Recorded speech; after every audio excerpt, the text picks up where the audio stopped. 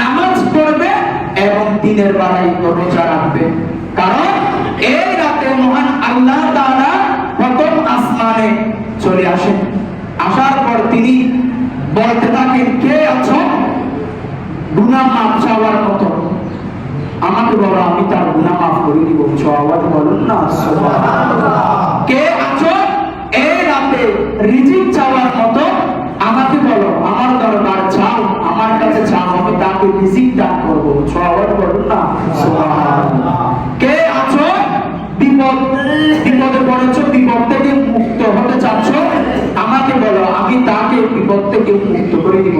আওয়াজ বলুন না সুবহানাল্লাহ। কে আছো কন্যা সন্তানের আশা করেছো, কন্যা সন্তানের আশা করতেছো? আমার কাছে বলো, আমার দরবারে বলো, আমি তাকে একটা কন্যা সন্তান দান করবো। আওয়াজ বলুন না সুবহানাল্লাহ। কে আছো একটা পুত্র সন্তান চাচ্ছ? আমার দরবারে প্রার্থনা করো, আমি তাকে একটা পুত্র সন্তান দান করবো।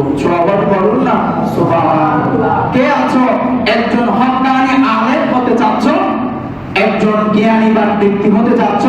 আমার কাছে বলো, আমি তাকে একজন হক্কানি আলেম বানিয়ে দিব। আওয়াজ বলুন না সুবহানাল্লাহ। কে আছো সম্পদ চাচ্ছ, সম্পদ চাওয়ার মতো? আমার দরবারে আরজি করে প্রার্থনা করো, আমি তাকে সম্পদশালী বানিয়ে দিব। আওয়াজ বলুন না সুবহানাল্লাহ।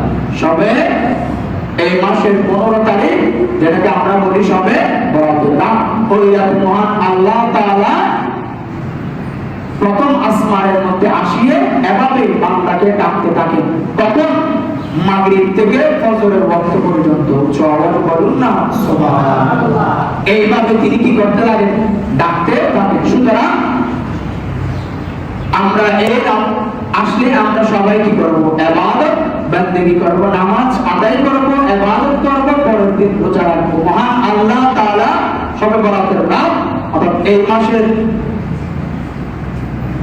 মাসের 15 তারিখ, শাবান মাসের 15 তারিখ, ইংরেজি মাস হিসাব করতে গেলে 14 তারিখ, আগামী বৃহস্পতিবার সবে বরাতের রাত। মহান আল্লাহ তাআলা ওই রাতে আমাদের সবাইকে রাতের বেলায় ইবাদত করে দিনের বেলায় রোজা রাখার সেই তৌফিক দান করুন। সকলে বলুন আমিন।